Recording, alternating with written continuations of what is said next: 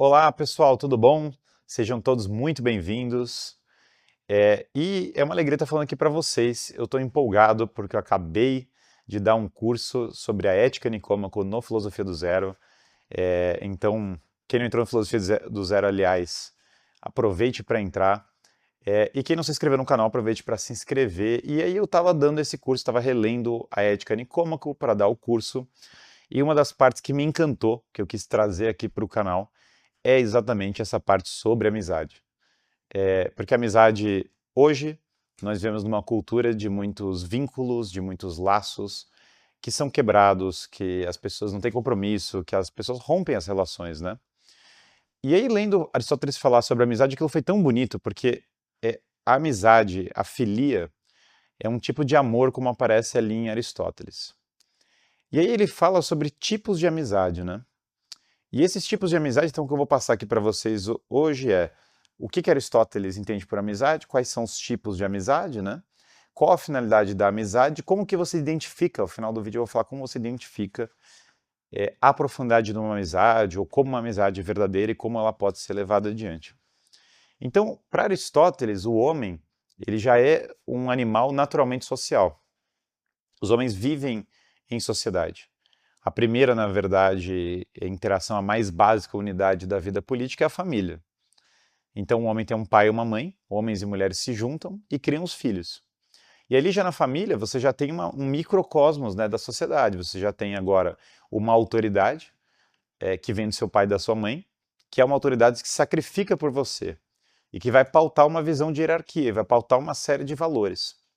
E nessa relação, que Aristóteles chama ali na ética de uma relação desigual, se ela vira uma relação igual, né, se o pai não tem autoridade nenhuma em relação ao filho, aí começa, aí tudo realmente vira uma bagunça, né? Mas é uma relação desigual porque o pai entrega muito, sacrifica muito, a mãe sacrifica muito pelo filho, e o que se pede dele é, portanto, uma devoção proporcional, é que ele tenha, é que ele honre pai e mãe, que ele entregue de maneira proporcional. Só que uma amizade, ela é construída a partir de uma relação de, entre aspas, uma certa igualdade. Você tem pessoas que estão numa caminhada na vida e essas pessoas almejam, elas têm anseios em comum na alma. Então, aquelas pessoas desejam coisas semelhantes. É claro que circula muito nas pessoas falando uma ideia que até estão falando como relativa a São Tomás, que é, sei lá, a amizade é desejar as mesmas coisas, mas na verdade, se nós olharmos de maneira mais profunda, essa ideia, tanto em São Tomás como ela aparece em Aristóteles, e em Aristóteles de maneira muito clara, de imediato, em São Tomás mais ainda, é que a amizade se forma quando você tem duas pessoas e a alma delas anseiam coisas semelhantes. E elas envolvem, portanto, um mútuo caminho, uma mútua interação, uma filia, uma conexão entre elas. E essa filia, ela vai ser pautada, você tem níveis de amizade. O que vai pautar é qual é o anseio comum. E aí Aristóteles fala de uma amizade por interesse, de uma amizade por prazer e de uma amizade por virtude. A amizade por interesse, ela une pessoas que têm uma pauta comum. Acordos comerciais, pessoas que trabalham juntos numa empresa, elas vão estudar juntos para uma mesma prova. Então as pessoas, elas ganham alguma coisa com aquela amizade, elas têm algum tipo de cooperação. A amizade por prazer é a amizade que basicamente as pessoas são amigas porque elas sentem prazer na companhia um do outro. Então, por exemplo, colegas de escola, colegas de juventude, é o exemplo do Aristóteles, pessoas que convivem, né, juntas por um período e aí elas sentem prazer na companhia do outro. Só que tem um problema com a amizade por interesse e a amizade por prazer. Como o objeto é muito externo de ambas, né, da amizade por prazer ou da amizade por interesse, quando o interesse cessa, cessa a amizade. E quando aparecem dificuldades, se a amizade é puramente por prazer, se as pessoas não estão almejando em conjunto uma série de virtudes, o que acontece é que em momentos de dificuldade, em momentos que não é prazerosa aquela interação, por algum motivo, aquela amizade vai cessar também. Só que quando você tem uma amizade por virtude, a amizade não cessa nas dificuldades. Por quê? Porque a virtude, ela é uma relação de engrandecimento. A virtude são os hábitos que direcionam o homem para o bem. Então, quando eu fomento as virtudes em outra pessoa, ela se desenvolve, ela cresce, e ela fica uma pessoa melhor. E ela almeja bens mais elevados. E esses bens mais elevados, eles são menos passageiros. Eles são, na verdade, eles começam a tender mais para o que é eterno. E quando aquela outra pessoa faz o mesmo por mim, e aí começa uma reciprocidade nessa relação, as duas pessoas começam a almejar coisas mais elevadas. E elas começam a se engrandecer mutuamente. Então a amizade não cessa nem com uma dificuldade, nem com a adversidade do outro, nem com a mudança numa situação desprazerosa, nem com a mudança do interesse. Porque o crescimento nas virtudes do outro não é um interesse, senão é um interesse, não é um interesse material imediato, senão é um interesse de desenvolvimento tendendo para aquilo que é eterno. Então, a amizade por virtude, ela é o que engrandece as pessoas, mas ela é uma prerrogativa dos homens maduros. Quem é o homem maduro? É o homem que domina a si mesmo.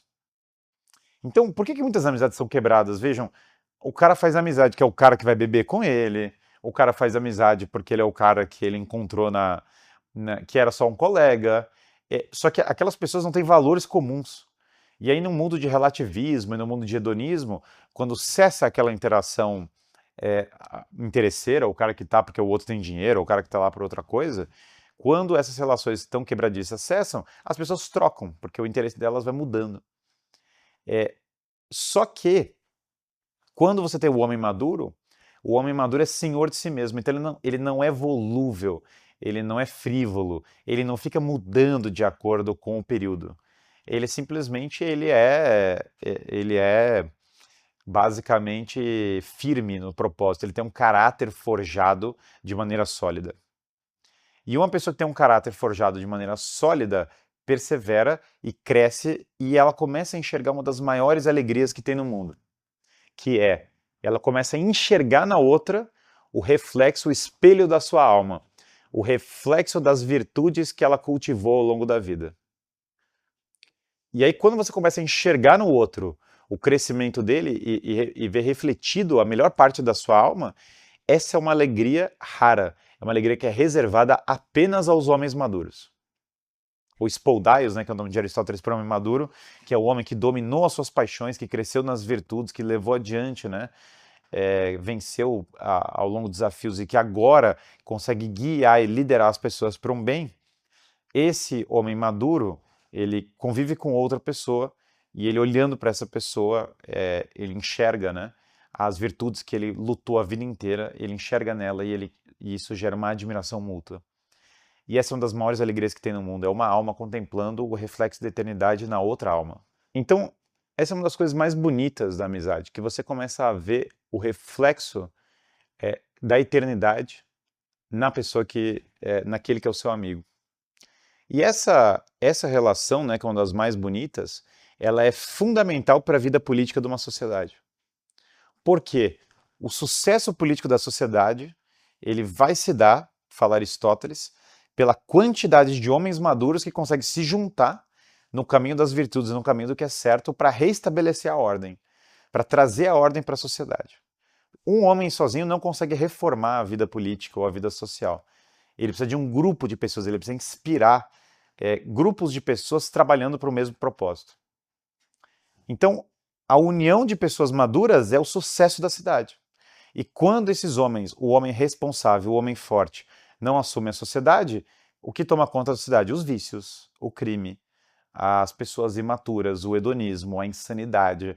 As ruas começam a ser destruídas e o caos começa a imperar, porque a justiça não impera. E a justiça não impera porque ela não impera na alma das pessoas. Como Platão falava, a ordem política é o reflexo da alma das pessoas.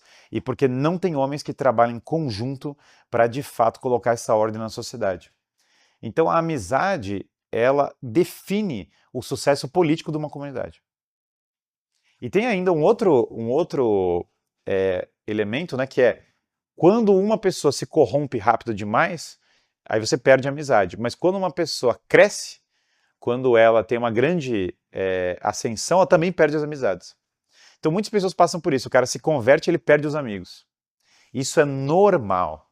Isso é normal. De quem você deveria ser amigo? Você deveria ser amigo de pessoas que vão te engrandecer.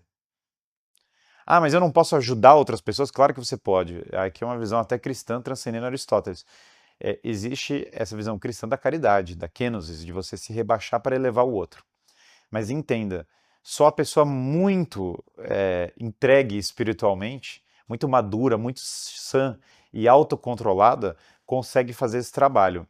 Então você precisa ter essa grandeza para fazer isso. E detalhe, a pessoa que está buscando esse caminho, né, de redenção do outro, ela se eleva, ela busca, né, uma elevação dela mesma, mas não se corromper com os problemas dos outros. Por isso que, via de regra, você tem que procurar a amizade de pessoas que são melhores que você, ou pessoas que te engrandecem de alguma maneira, que te fazem uma pessoa melhor. Porque é muito comum, o Brasil é a panela de caranguejo, né? O cara começa a subir na vida, as pessoas começam a puxar para baixo, e a inveja impera e as pessoas atacam. Então, entendam, me converti, mudei de vida, melhorei profissionalmente, as pessoas vão ter raiva mesmo, normal. Tendo dito isso, você agora vai procurar e encontrar e compartilhar uma vida com amigos melhores. E esses amigos vão ter os defeitos deles, e você vai ajudar eles a vencer os defeitos deles, e você vai crescendo. E conforme as pessoas vão crescendo em maturidade, isso vai começar a impactar a sociedade como um todo. Não dá para ter amizade com pessoas que são, por óbvio, mal intencionadas, né? Isso deveria ser excluído do nosso convívio imediato. Mas coloquem como meta, então, né? Todos nós, né, temos que ter essa meta de cultivar cada vez mais amizades que podem transformar a nossa vida para o melhor e buscar as coisas que são eternas e buscar a virtude, e fujam de amizade por interesse e por prazer. Então, como que se identifica a amizade verdadeira, né, para a gente encerrar a nossa ideia aqui é o seguinte: você vai olhar as pessoas com as quais você convive. E aí você vai olhar esses elementos, você vai falar, primeiro, essas pessoas, o quanto elas tentam me melhorar como pessoa, qual é a reciprocidade delas em relação a mim, o quanto elas querem que eu melhore.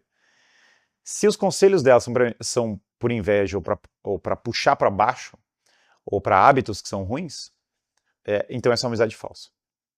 Se essa pessoa se alegra com você quando ela vê coisas materiais apenas, é uma amizade falsa. Se essa pessoa só se alegra com você quando são situações de busca do prazer imediato e nunca de sacrifício, é uma amizade falsa. Agora, se essa pessoa se preocupa genuinamente com você e você vê ela feliz com o seu crescimento, essa é uma amizade verdadeira. Então, os valores almejados e o crescimento da pessoa e o desenvolvimento, isso vai pautar e vai definir a amizade verdadeira. É isso, pessoal, para esse vídeo, só uma nota aqui de rodapé sobre a amizade, um pedacinho, né, do que a gente está falando sobre Aristóteles no curso. Novamente, quem não entrou no Filosofia do Zero, aproveite e entre, e não deixe de se inscrever no canal. É uma alegria estar falando com todos vocês, um grande abraço e até a próxima.